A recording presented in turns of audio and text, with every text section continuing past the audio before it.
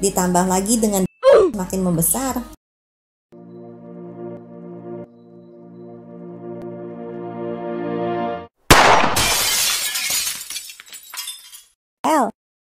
Halo teman-teman yang saya cintai tapi nggak mencintai saya. Jumpa lagi dengan saya El di Curhatan El.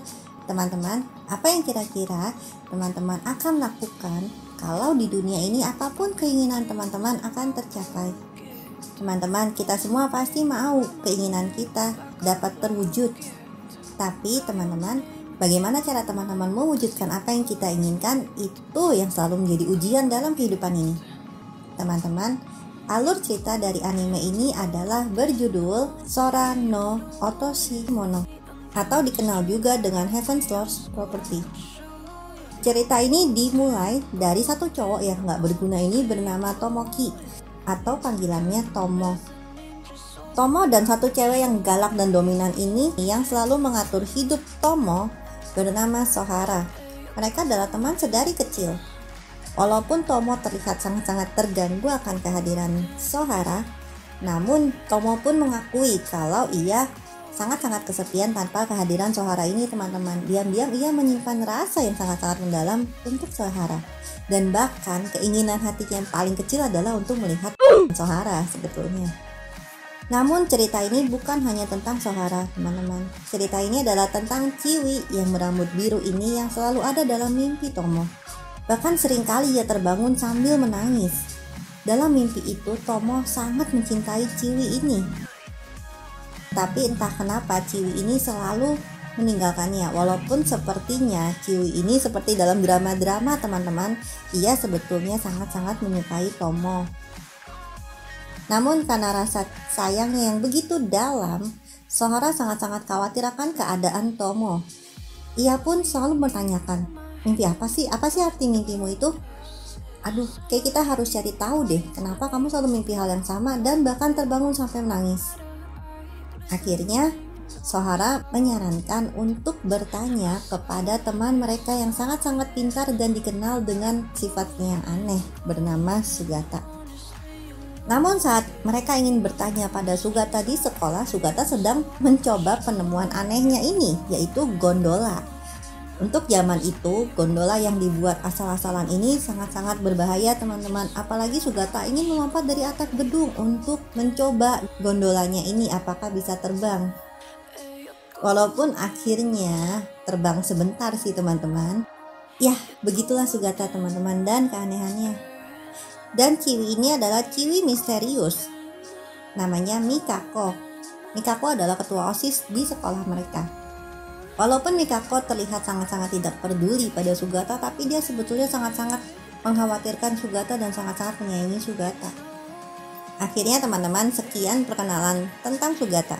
Dan akhirnya mereka pun menceritakan tentang mimpi Tomo. Sugata pun mulai berpikir, mimpi.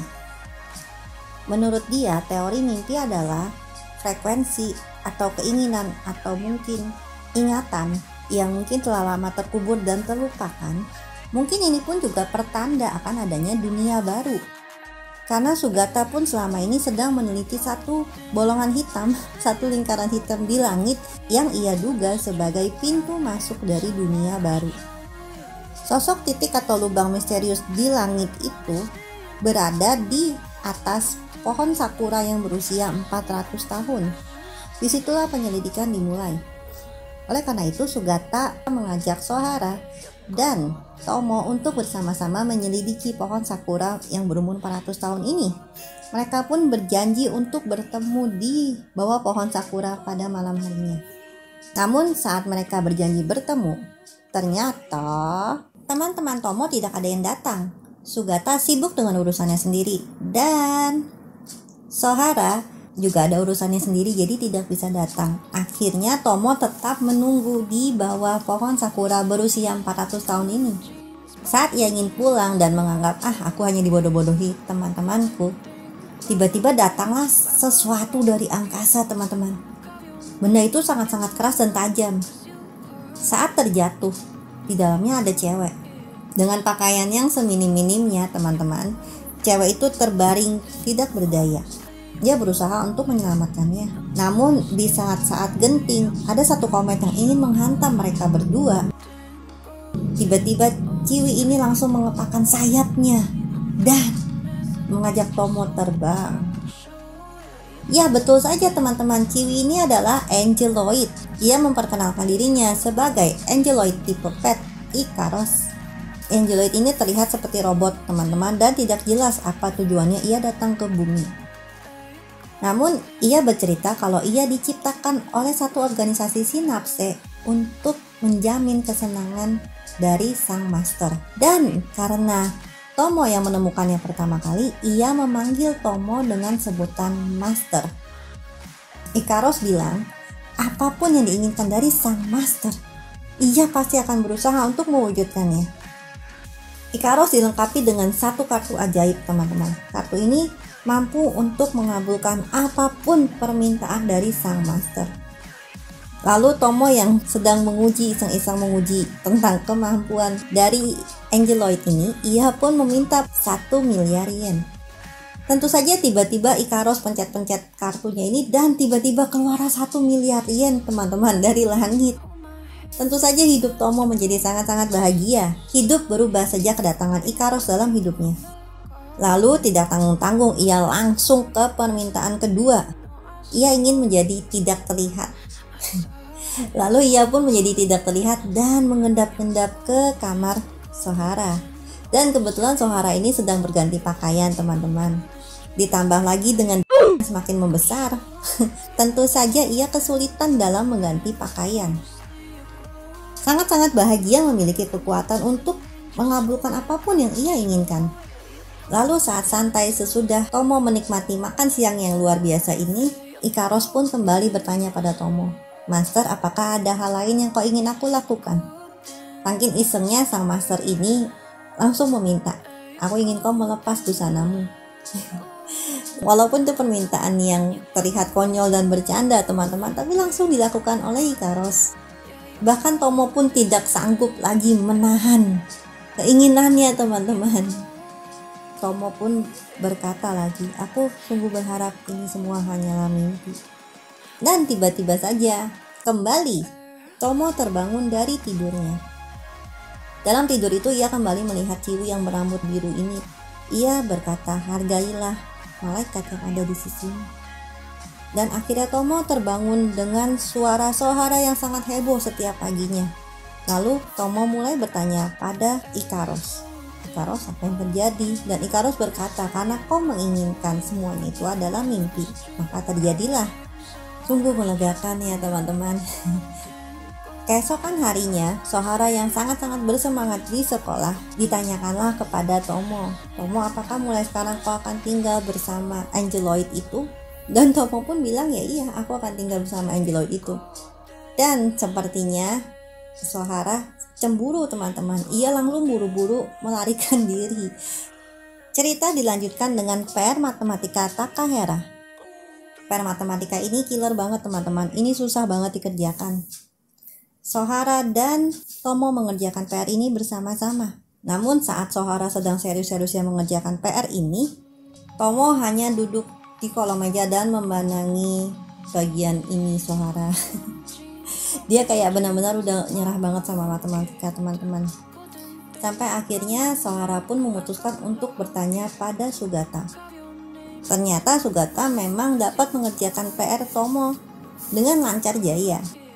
Namun karena iseng ia pun mengetes Ikaros. Apakah Ikaros itu robot yang juga mampu mengerjakan persamaan matematika? Ternyata Ikaros memang tidak secerdas itu.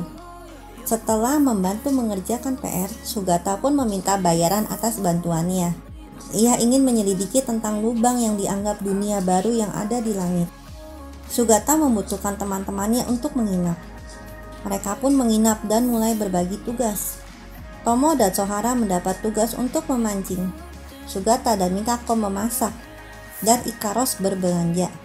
Saat mulai berbelanja sayuran, Ikaros tertarik dengan semangka. Namun ia pun tetap menyelesaikan tugasnya untuk berbelanja wortel, kentang, dan daging untuk kari. Saat Tomo dan Sohara memancing, Ikaros terbang 30.000 km per menit ke sungai Amazon untuk menangkap ikan terbesar di dunia. Sungguh luar biasa. Malam harinya, saat semua tertidur, Sugata memojokkan Ikaros dan bertanya, siapa ia sebenarnya?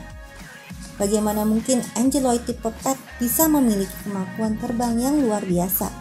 Dan apa tujuannya dia sebenarnya berada di sisi Tomo?